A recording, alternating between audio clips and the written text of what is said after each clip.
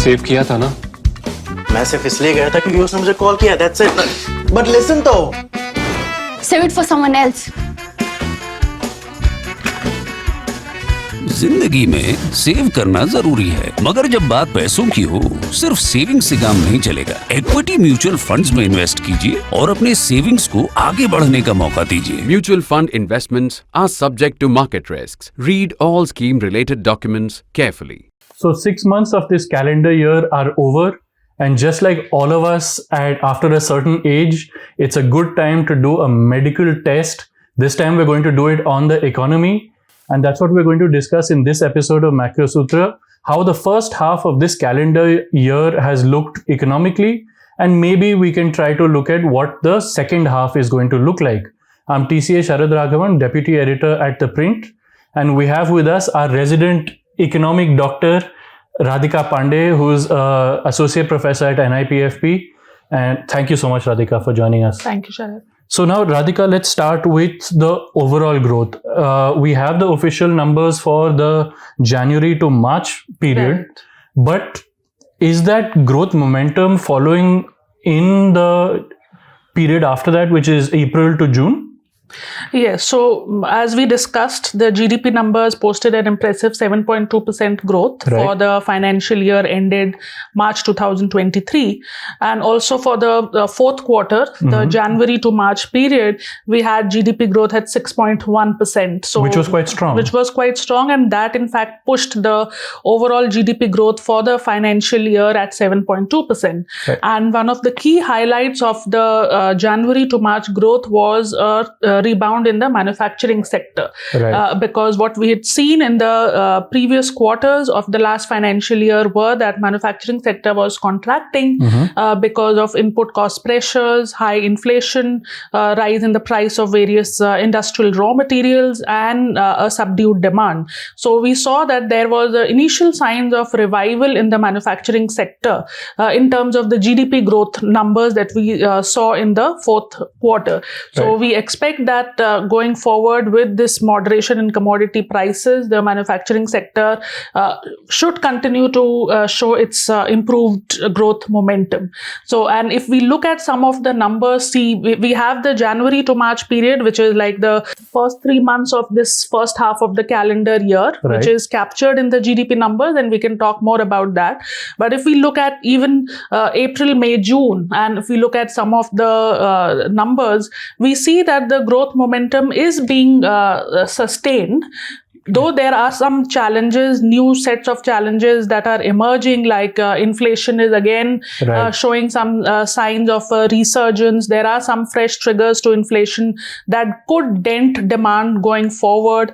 And then there are persisting problems of urban demand rising, but rural demand still showing some signs of mixed revival. So those are something that would be interesting to see as the year progresses and as we have more data on high frequency indicators. Right. But in a nutshell, if we want to see that, in the after the March quarter, what we are seeing, we do see that growth momentum overall is being sustained, though there are some pockets which are showing signs of stress, and there are some challenges emerging from external headwinds. So, I mean, challenges will always be there, but it's kind of good news that growth is, Yes. the momentum is staying Yes. as it was. So now, I know that a lot of the high frequency indicators, the data that we have isn't all the way till June. Right. Some of it is for April, some of it is for May. Right. But what are they showing? First of all, and I know that looking at the economy, we can't, in such a short discussion, we can't look at every single thing. Yes. So what are the indicators that you have looked at and how they're doing? Yeah, so one of the most important timely indicators, most high frequency indicators are the purchasing managers index Absolutely.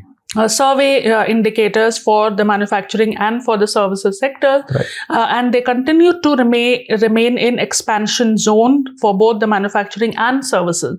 So we have now on the 3rd of July, we got the manufacturing as well as services PMIs for the month of June. So what we are seeing is that though there has been a slight moderation, because particularly services PMI had shot up to 61.1 Right. in May, so it came down slightly to 58, but the fact that it continues to remain above 50 shows expansion. And if we read the commentary behind these survey documents, one of the main force which is driving the increase in the expansion in both manufacturing and services is the demand. So there is a demand for new orders, which is resulting in higher performance of both manufacturing as well as services. Though at the same time, they also say that there are increasing inflationary pressures. Right. We are seeing increase in service charges. We are seeing increase in input prices due to improved demand. But that set aside, if we look at the demand side, it is powering the manufacturing and services PMIs, and that is why now it's been 2 years that we have had a manufacturing PMI of above 50. So, which is a good news. It's just that it needs to be seen that in the GDP data, which is, and also in the IIP data, which is more production oriented and volume oriented, we should see that also getting reflected in a sustained manner. Right. And just a point like about inflation, I mean, you should go and read some of the news where recently Saudi Arabia and Russia both have said that they're going to implement production cuts in their oil, which means that the price of oil will likely go up, which will impact our inflation in India because we import about 80% or more than 80% of our oil requirement. So inflation is still a concern, especially going forward. But it's good news that growth seems to be holding up. Are there any other high frequency the other indicators, very important is the banking credit. Right. Because that is again an indicator which is very timely, and we get the numbers. We have the numbers till now May. And here again, if we look at the first 5 months of the calendar year 2023, we have seen that the bank credit growth has been growing at a robust pace, 15%. Even in the last financial year, we saw the bank credit growth was 15%. And despite 250 basis points increase in interest rates, we have seen the overall aggregate bank credit growing at a sharp pace at 16. That is how has been the year-on-year growth in each of the 5 months of the calendar year. Right. And this 15 coming over already 15% growth means that it's actually quite robust. Yes. The point to note here is also to look at the composition. So that is something that is that should be looked into for policy purposes, and that is also something which the recently released RBI's financial stability report, which was released on 28th of June, is also flagging some concern. So that is something, though overall we see that bank credit is robust, but we should also see which sectors are driving this growth. It's households, right? It's household. It's the personal loan and the services that are driving. And in fact, the industrial credit has been languishing. And if we see for the 5 months of 2023, the calendar year, the outstanding credit to large industry has actually declined. Oh, wow. Which means that there is no fresh creation of credit. It's actually the repayment has been more. And therefore, the outstanding credit at the end of each of the 5 months, barring 1 month, we've seen that the outstanding credit to large industry has declined. So we are seeing a compositional shift in the bank credit, which started from post-COVID period, but that growth, that compositional shift is still being sustained, and that is visible in the share of industry in the overall credit going down drastically. The share of personal loans is now almost 30% of the outstanding bank credit, and there within that personal loans also the one main factor is the housing loan. Housing loans is almost more than 40% of the overall personal loans is housing loan. So there are these overheating signs which may not be visible right now, but going forward, if they are, if we need to monitor this trajectory of credit growth going forward, and whether it is backed by higher deposit growth also or not. So that is something which is very interesting to see, that how bank credit growth is galloping, but there are some sectors which are driving this, and those need to be seen that some of these may turn into NPAs, which we have seen seen in the recently released financial stability report that there are some pockets of stress emerging. For example, in education loans, which is part of Yes. personal loans and credit cards. So there are some NPAs which are visible as per the financial stability report. So those are some, though the number is quite small, but it is something that from a policy angle it needs to be washed out for. Right, absolutely. And why we're talking about credit to industry is because usually industry takes loans to invest. Yes. So if they're not taking enough loans, then that means they're not going to invest. And so that actually leads very neatly into my next question, which is about private investment. Right. Is there a pickup? Are we seeing rising investment? Yeah, so that is, again, this is something that we need to look through multiple databases, Right. and to get a picture about what is happening to private investment, because there's no one series that can give us this idea. So let us look at the CMI Capex database, Right. and it gives us project level information about the number and value of projects that are announced, the number and value of projects that are under implementation, then those that get stalled, and those that get completed. So Right. this entire life cycle of a project is clearly visible in the Capex database. So what we have seen overall, that a very important indicator is the stock of projects under implementation. What is this inventory of projects that are being implemented? And there we see that if we look at a longer time series, we see that from 2011-12 there was a sustained decline. Yes. And that matches very nicely with the slowdown in the private investment that we saw in the Indian economy during this period. And if we look at that time series, it bottomed out during the COVID period, and since then we are seeing a pickup, Okay. particularly in the private sector projects under implementation, because we are talking Right. about private investment here. So we are seeing that from 2020 onwards, the stock of private sector projects under implementation has picked up, and a very encouraging, optimistic picture was seen in the January to March quarter, when Of there this was year. of this year, Right. when there was a sharp jump in the value of projects under implementation from rupees 48 trillion to rupees 55 trillion. So there was a big I see. gain in the private sector projects under implementation after a prolonged period of a decline and then minor pickup. We saw a big jump in the January to March quarter of 2023. Which means that more work has started. More work has started. Excellent. But in the April to June quarter, we did not see that increase being sustained. It was held flat. So it is still I see. 55 rupees trillion in the April to June quarter. But on the other hand, if we look at the completion side, the value of project that got completed, because that is again important,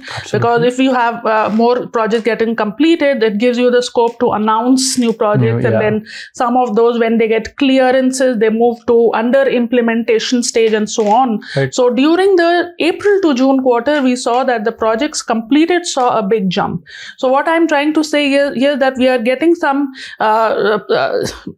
good news in some of the segments of private investment, and whether it is sustained or not, that we will have to see over the coming quarters. But if we particularly look at the manufacturing sector, not just the private sector, but manufacturing sector, there is a problem. The problem is that the new projects that are announced in the manufacturing sector is not picking up. We saw a big jump in the Jan to March quarter, but then in the April to June quarter, it got half.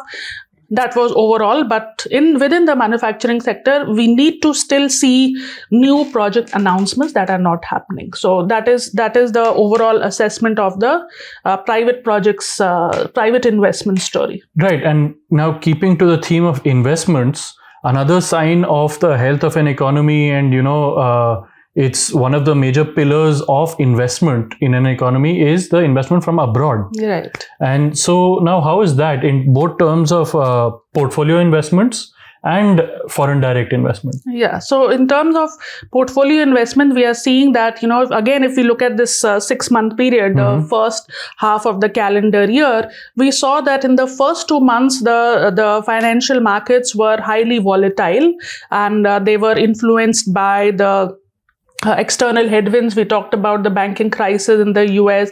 We talked about the aggressive monetary policy tightening that's happening in advanced economies, oil prices rising. So all these impacted the sentiments of foreign portfolio investors, and they were net sellers. They were withdrawing money from the Indian markets.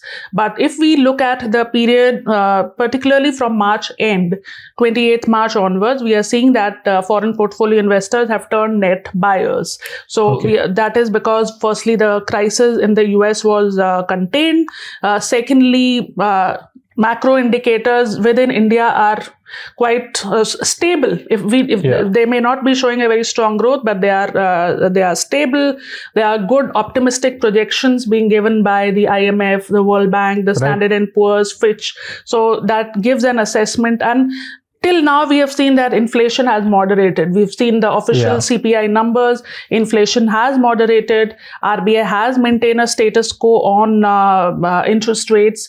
And most importantly, the growth in China, which was supposed to pick up strongly after the relaxation of COVID restrictions, that did not happen to that measure. And therefore, most of the Asia-focused funds see India as an attractive destination. So that is why we've seen that foreign portfolio investors have been net buyers now for 4 consecutive months. We have data till June, and even in July, we are seeing till now they have been net buyers, and that has supported the market, and markets have supported their investments into the economy, into the financial markets. And as a consequence, we've seen that rupee has also appreciated in the first 6 months. And this is a turnaround from the previous calendar year 2022, when rupee had depreciated because of the Russia-Ukraine war, because of high oil prices, our imports rising. And now we saw, though it's a very minor appreciation, and going forward, we could again see depreciation pressures. But if we look at this 6-month period, we did see rupee appreciating marginally by around 0.13 to 0.16%. Right. And so, and do we know anything about the foreign direct investment during this period? So foreign direct investment, we get monthly data, but the more important news that came from the UNCTAD report recently, which shows that India is still the third largest economy in terms of recipient of FDI. So what happened was that in 2022, FDI plummeted, but now we should see an increase in FDI numbers, because there is more stability as compared to the previous year. So we will have more data in the coming months, and we can talk about that. Right. And one interesting thing that the UNCTAD data showed was that a lot of this investment was in new projects, in greenfield projects, which is a great thing for any economy, because there's one thing where you invest and you buy up other existing projects. Those are brownfield projects. But if you invest in the creation of new projects, then that always helps an economy. So that's good news, and that's something to look forward to. Now, given that the global economy is as it is, and there are several countries going into recession, how is our trade looking, both in goods and services? Yeah, so we are again getting a mixed picture here, because goods exports have been contracting. The pace of contraction has actually picked up during the last 2 months, because if you see in the month of May, goods exports contracted by 10%. And while our imports have also contracted, but not by the same magnitude as exports contraction, and therefore our trade deficit has widened during the last 2 months.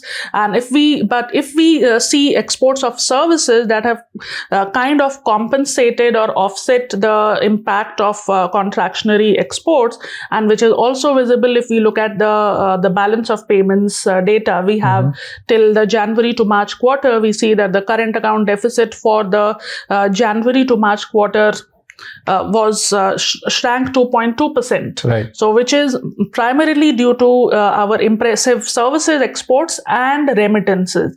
So, going forward, remittances is something that whose trajectory is uncertain, but the services export is something that are going strong, not only driven by the conventional export item, the telecommunication and ICT, yeah. but also the professional services and the global capability centers that have been set up in India that are serving the multinational corporation, the Indian skilled workforce that is serving the companies in the West. Right. That has supported export of services, and that has resulted in narrowing the current account gap, and that is expected to narrow it further.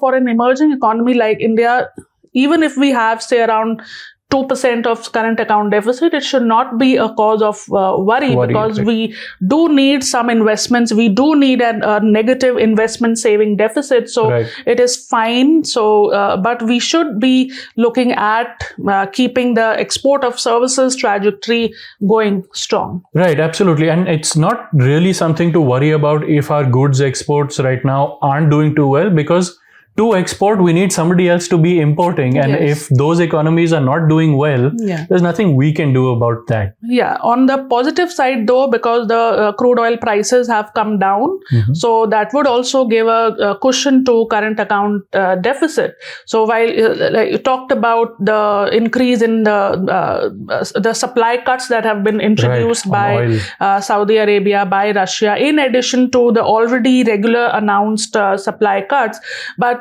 till now, we have not seen a very sharp jump in oil prices. We have, Right. it's around $76 to $77 per barrel. So that should also give a cushion. We need to see how oil prices shape up. But the fact that there is recession, the Chinese demand not picking up so much, that is kind of giving a negative, it's denting the demand for oil. And at the same time, US oil production has picked up. So Right. that is also giving a cushion to the supply side, and we need to see how oil prices fare. It may not be that they rise exorbitantly, and therefore the balance of payments position may not be too much of a cause of concern. Right, so that actually ties into a question I have from the audience, which is to do with oil price, energy prices, especially in the aftermath of the Russia-Ukraine war. They ask, do you think that the impact of this war on energy prices is still there? Or do you think that now that impact is receding? So we did see a very sharp impact during the first half of the last financial year, and that was reflected in our higher inflation, the fact that the inflation breached the 6% mark, and the RBI had to write a report to the government. Also, industrial sector suffering, and manufacturing GVA being in contractionary zone. That was all due to the cumulative impact of high energy prices and high commodity prices.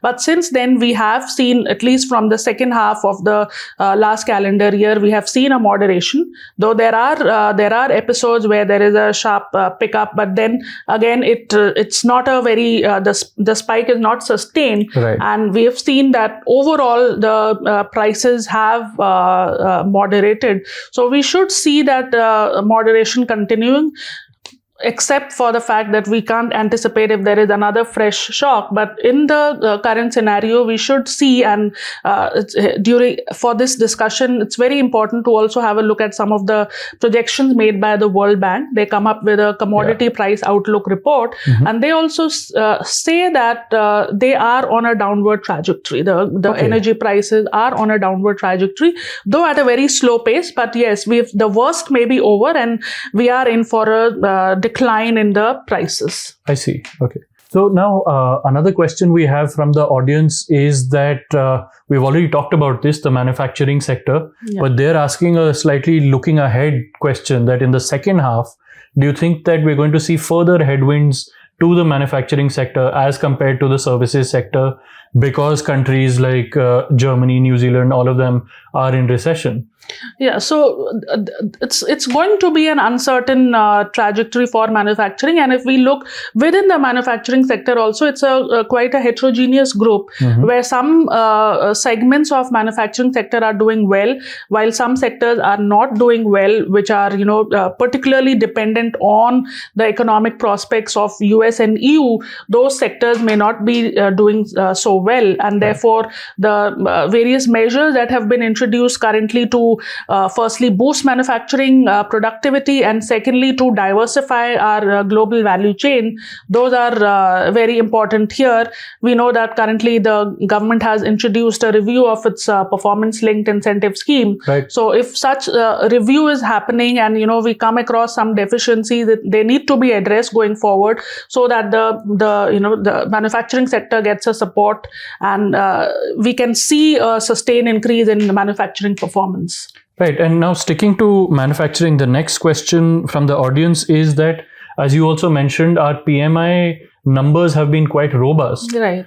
Now, who is absorbing all of this manufacturing output? I mean, if our exports are not doing that well, does it mean that our domestic market is actually stronger than what we thought? Yes. So that is what is visible from because it's a survey. See, it's a survey of the companies, and whatever we are noting, whatever we are getting from the commentary of these surveys is that domestic demand is robust, and it's the domestic demand that has resulted in increase in the fresh orders for these companies, and therefore output is growing at an encouraging pace. It is above 50. So definitely it is the domestic demand. And also if we look at the GDP composition, we know that it's the domestic consumption which is almost 60% of GDP. Yeah. Recently, I think today, the DEA has released its annual economic review. They are also talking about the importance of boosting the domestic demand. So that is something very important, that while there are external headwinds which are impacting some pockets of the economy, it is the domestic demand that needs to be sustained to ensure that we have at least two engines of the economy firing, the consumption and the investment. Because if we have signs of consumption picking up, then investors also, the private sector entrepreneurs also get a encouragement, a boost, incentive to invest in fresh capacity creation. Otherwise, we have already seen capacity creation reaching 74.5%. Right. So it is time to start investing, but that will happen if we have sustained signs of domestic consumption picking up. Right. And now looking at the full year, do we have any target set by the government and the RBI on growth and inflation? Yes, so we have the growth projections for FY24 by both RBI, by the government, and they both anticipate growth to be around 6%. Right. And if we look at a medium-term growth, the growth is projected, if we look at the next 4 to 5 years, 6.5% to 7%, depending on how the external sector shapes up. So definitely 6% is something which is 6.2% is the consensus growth estimate for FY24. I see. And now the final question is that GST collections have actually been growing month after month. Not exactly, but they've been very robust. Yes. So the question is, will GST rates be rationalized so that inflation in food prices can be controlled? And they also ask, are there any reforms that you'd like to see in the short term so that we can boost growth? Yeah, so yes, GST is, we have seen, at least in this in this calendar year, we have seen GST collections picking up. There have been more than 1.5 lakh crore in each of the months, and it has given a boost to our tax revenues. Also, the indirect tax kitty has also swelled, and that also gives us a confidence in some measure that we will be able to attain fiscal deficit target of 5.9% despite falling short on disinvestment receipts. We are not doing well on disinvestment, but we are doing well on tax revenues. We are doing well on direct taxes, indirect taxes. We are doing well on non-tax revenues in terms of the dividends that we have received from RBI. PSU dividends are also doing well. So that gives us a confidence. So now, but coming on to the reform, there are some reforms that have to be done in the GST space, and then there are some other reforms to talk about in the short and medium term to boost growth. For GST, I think one is that, there needs to be some appellate tribunal to address the complaints, because now we have a considerable amount of time period since the GST came into action. So now it's time that we move on to the next step of setting up appellate tribunals so that the dispute resolution becomes faster and more prompt, and that will also help in easing ease of doing business also. So Absolutely. that is number one. Secondly, we need to see sometime that how the petroleum products could be, at least some staged roadmap should be there for bringing the petroleum products into the GST ambit, though it will require consensus from both the central and the state governments. But that is something that will really help in bringing down the costs and improving the business prospects, improving the investment climate in a major way. So that is on the GST. But there are some other reform that need to be looked into. One is the review of the various schemes, like PLI is something the review has to happen, and it needs to be seen which sectors have benefited, which sectors have not benefited, whether the threshold that have been fixed, are they really working or not, or even without GST, we would have achieved those, even without the PLI, we would have achieved those targets of exports and incentives. So that is something that is a welcome step by the government, that they are reviewing the PLI scheme. The other is on the labor force participation rate. That is something which is especially boosting the female labor force participation rate, will help in improving the economic prospects, because we are seeing a kind of a disparity between the male and female labor force participation rate, and also the nature of employment for female is also something which is self-employed and in low productivity job.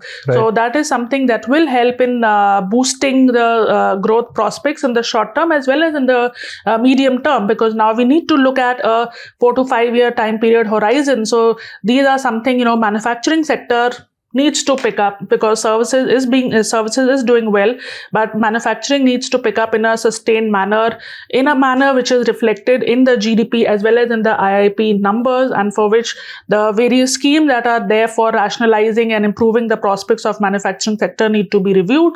And secondly, something for improving the employment prospects, that will really help in improving the productivity and give a boost to the economy. That is also something that needs to be thought through. Right. And so that's what we have. It's the health checkup shows that the economy is doing reasonably well. The manufacturing sector is not doing that great. It needs some attention in terms of reforms. Our exports, now manufacturing exports, because the global economy isn't doing well, but our services exports are doing very strongly. Bank credit is growing. But here too, the credit is growing more in terms of personal loans and the services sector than in terms of large industries taking loans to invest. But on the investment side, there are some green shoots. We're seeing that projects under implementation are, growing, and project completion is also happening, which means that there's scope for new investments. So it's not really a mixed bag. Basically, it would be that the patient is in good health, but there are some indicators like maybe high cholesterol that we need to look at. On that note, that's all from us. Thank you so much for watching.